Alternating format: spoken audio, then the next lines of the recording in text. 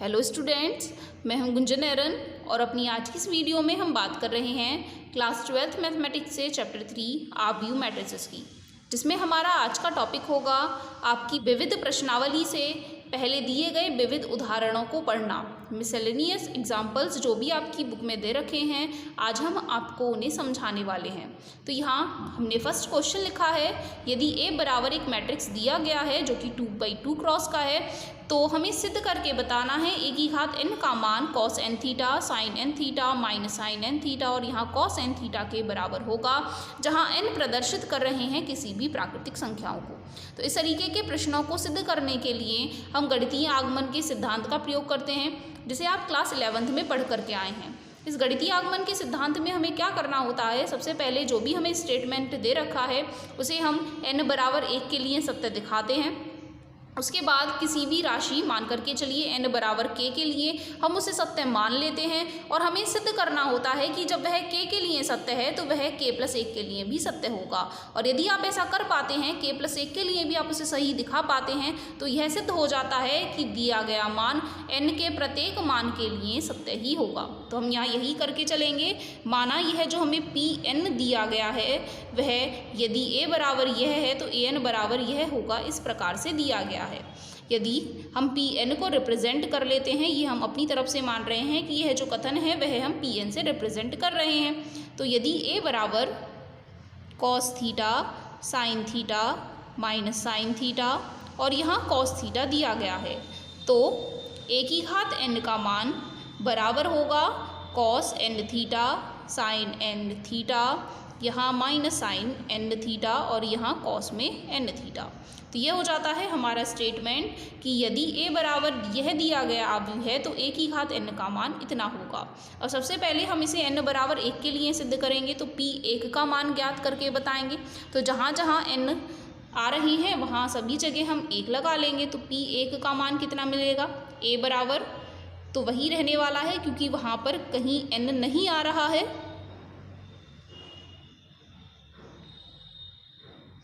तो यदि a बराबर इतना है तो a की घात n अर्थात a की घात 1 का मान हमें मिलेगा, n की जगह 1 रख लेने पर cos 1 theta sin 1 theta minus sin 1 theta और यहाँ cos में 1 थीटा ही रहेगा। आप देख रहे हैं a और a की घात 1 जो कि a के ही बराबर होता है, हमें समान मान दे रहे हैं। इसका मतलब है जो हमने परिणाम लिखा है वह n बराबर 1 के लिए सत्य है। अतः परिणाम n बराबर 1 के लिए सत्य है। अब हम मान करके चलेंगे यह जो Pn वाला कथन है वह n बराबर k के लिए भी सत्य है और दिखाएंगे कि n बराबर k+1 के लिए भी वह सत्य होंगे। तो यहाँ मान लेंगे, माना Pn n बराबर k के लिए सत्य हैं।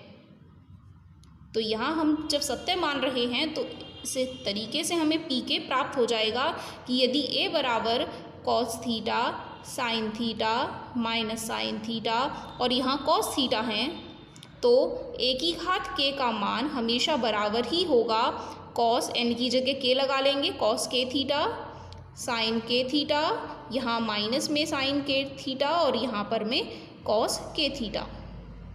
यह मिल जाता है हमें अपना सत्य वाला स्टेटमेंट। अब हम इन्हें सिद्ध करके बताएंगे कि n बराबर k+1 के लिए भी यह परिणाम सत्य ही होगा। तो सिद्ध करेंगे कि परिणाम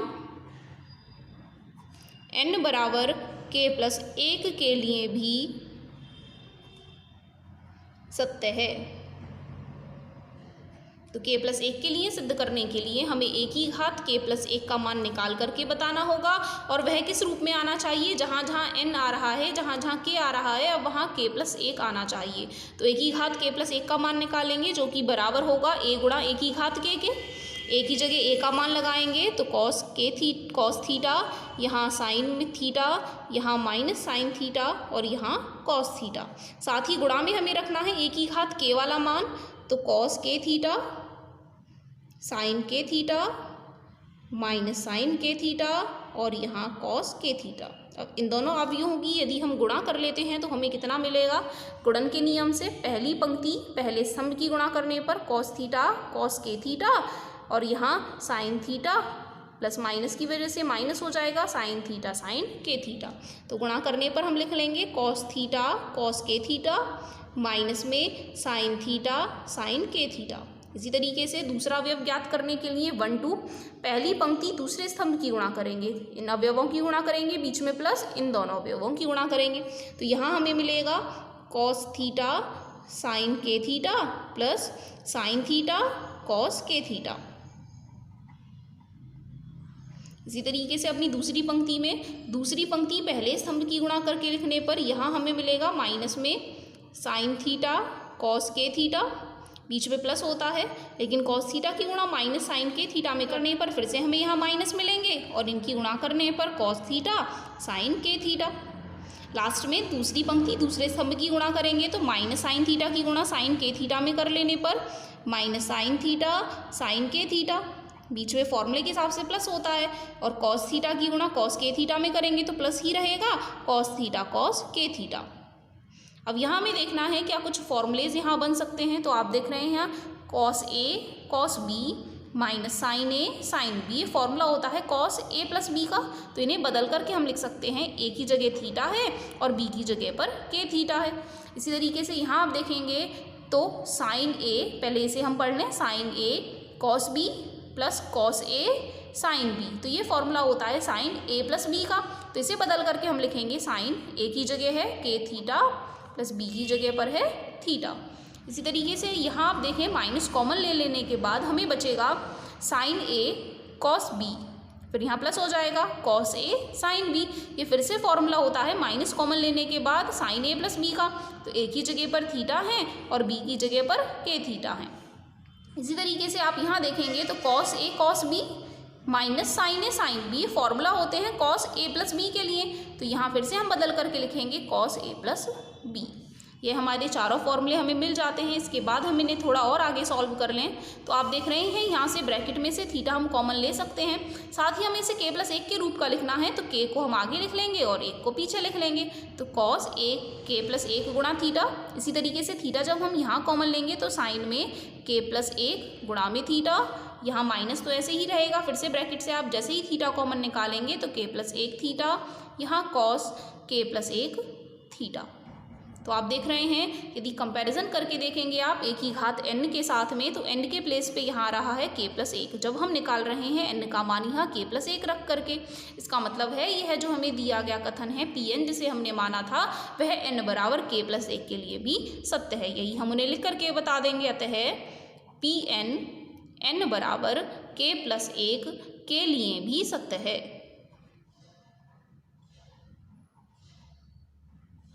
और जब यह कथन इसके लिए भी सत्य हो जाता है तो गणितीय आगमन के सिद्धांत से ए की घात n का मान प्रत्येक n के लिए यही होगा, जबकि हमें a का मान यह दिया गया है। तो हम यहाँ लिख करके उन्हें बता देंगे। अतः गणितीय आगमन के सिद्धांत से यह सिद्ध हो जाता है कि a की घात n का मान यह होगा, चाहे n का मान प्राकृतिक संख्याओं में से हम कुछ भी ले लें, सभी के लिए यह मान सत्य ही मिलने वाला है। तो इस तरीके से ये क्वेश्चन हो जाता है कंप्लीट। नेक्स्ट क्वेश्चन है, यदि a तथा b समान कोटि के सममित आव्यूह हैं, यह दोनों आव्यूह हमें सममित दिए गए हैं, तो हमें दर्शाना है कि a गुणा b भी सममित होगा। यदि और केवल यदि a तथा b क्रम विनिमय हैं, और ऐसा तभी सत्य होगा जबकि a और b क्रम विनिमय होंगे। और यदि का मतलब होता है कि यदि हम विपरीत लेकर के चलें, अर्थात a तथा b को हम क्रम विनिमय मान करके चल रहे हैं, और साथ ही हमें सिद्ध करके बताना है कि a b सममित होंगे। यह तो हमें दोनों में ही लेना है, a और b सममित आव्यूह तो होंगे ही होंगे। तो यहाँ फर्स्ट पार्ट में दिखाएंगे उन्हें a b बराबर सममित आव्यूह, और लेकर के चलेंगे कि वह क्रम विनिमय है, और एक बार लेकर के चलेंगे कि वह क्रम विनिमय है तो वह सममित होंगे। तो हम यहाँ इनका सॉल्यूशन कर लेते हैं। सबसे पहले तो हमें क्या क्वेश्चन में दिया गया है कि a और b सममित आव्यूह हैं, a तथा b समान कोटि के सममित आव्यूह हैं। सममित आव्यूह की परिभाषा से a का परिवर्त भी a के बराबर होगा और b का परिवर्त भी b के ही बराबर होगा। अब सबसे पहले हम इन्हें दिखाएंगे कि जब ए बी सममित आव्यूह है तो वह क्रम विनिमय होगा। तो हम यही मान करके चलेंगे पहले कि माना ए बी सममित आव्यूह है।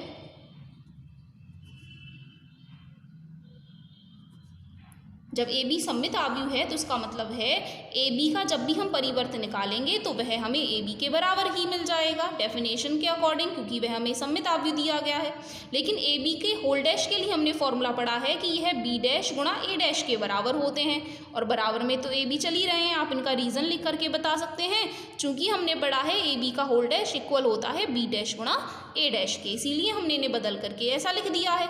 साथ ही ऊपर हमें दिया गया है बी डैश का मान बी के बराबर है और ए डैश का मान ए के बराबर है, तो इन्हें हम बदल लेने पर प्राप्त कर लेंगे कि ए बी का मान बी ए के बराबर आ गया है। फिर से इनका रीज़न हम लिख के बता देंगे, क्योंकि हमें पता है ए डैश का मान ए के बराबर है और बी डैश का मान बी के बराबर है। तो यहाँ से हमें पता चल जाता है कि ए और बी क्रम विनिमय हैं।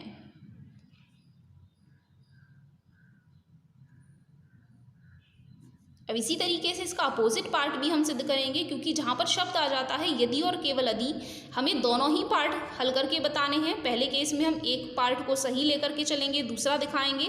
अगली बार में दूसरे को सही लेकर के चलेंगे, पहला हम दिखाएंगे। तो हम इसका रिवर्स इन्वर्स पार्ट जो है, कन्वर्स जो होता है विलोमतः, कन्वर्सली हम मान करके चलेंगे। माना ए बी और बी ए बराबर बराबर हैं, अर्थात ए और बी दोनों के दोनों क्रम विनिमय हैं, तब हम उन्हें सिद्ध करके बताएंगे कि ए बी सममित है। ऐसा हम उन्हें सिद्ध करके बताएंगे। तो हम यहाँ ए बी सममित है सिद्ध करना है, तो हम ए बी डैश का मान निकालने की कोशिश करेंगे, और वह अपने आप यदि ए बी आ जाता है तो सिद्ध हो जाएगा सममित है। तो ए बी का होल डैश इक्वल होता है फॉर्मूले के अकॉर्डिंग बी डैश गुणा ए डैश के। फिर से आप रीज़न लिख करके बता सकते हैं।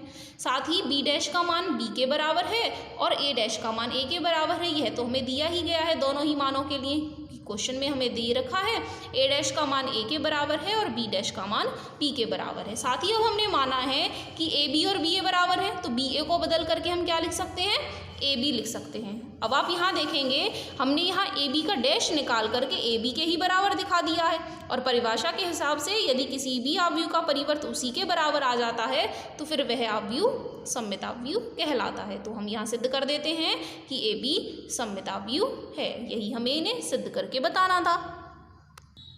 नेक्स्ट क्वेश्चन है, मान लीजिए कि ए बराबर एक सेकेंड ऑर्डर मैट्रिक्स दिया है, बी बराबर और सी बराबर भी दोनों हमें सेकेंड ऑर्डर मैट्रिक्स ही दे रखे हैं।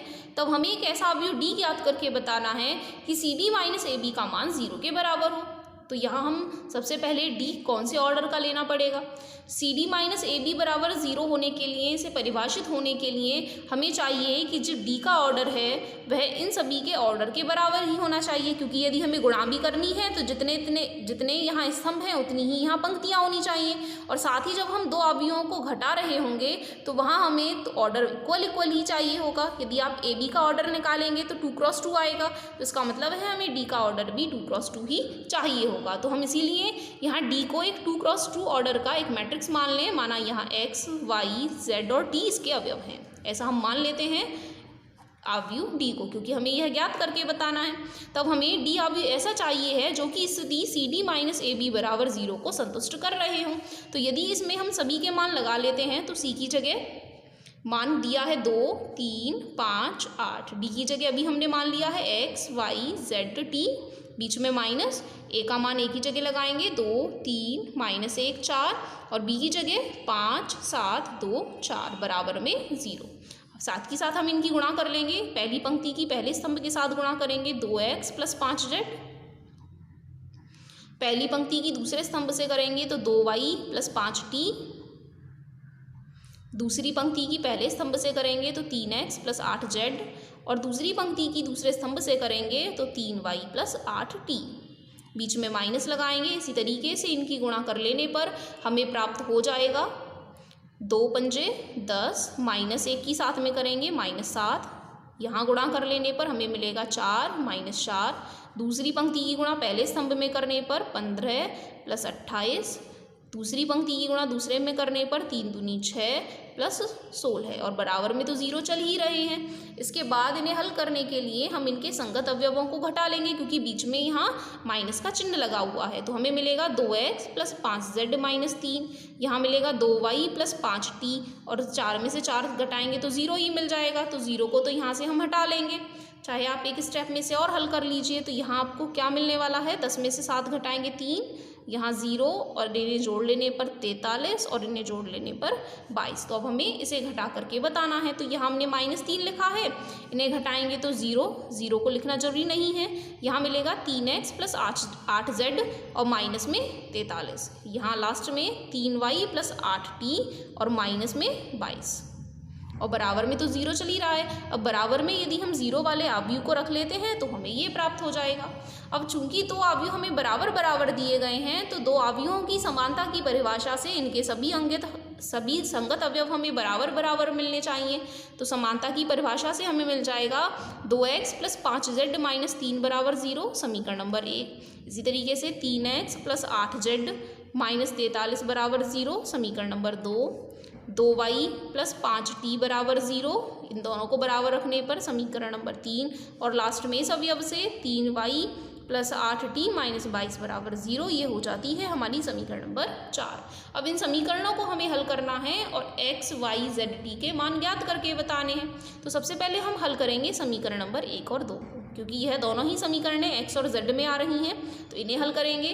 फिर अगली बार में 3 और 4 को हल करेंगे, क्योंकि दोनों ही समीकरणें y और t के रूप में दी गई हैं।